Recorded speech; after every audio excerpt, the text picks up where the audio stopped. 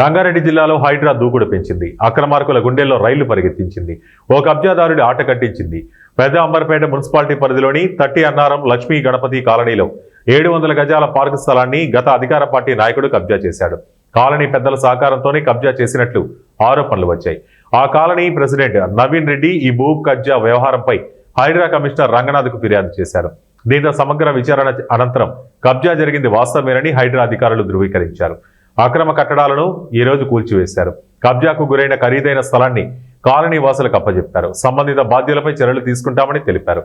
హైడ్రా చర్యలతో లక్ష్మీ గణపతి కాలనీ వాసులు హర్షం వ్యక్తం చేస్తున్నారు.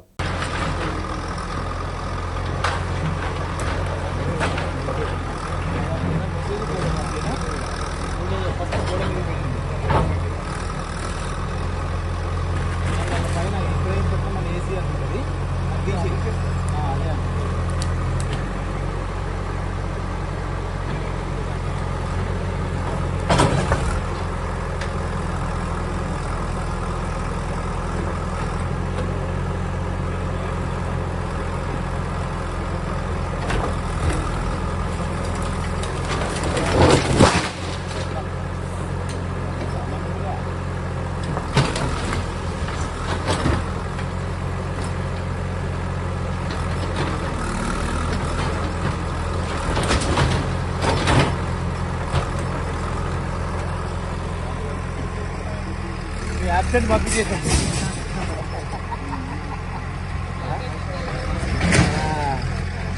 7:45, 46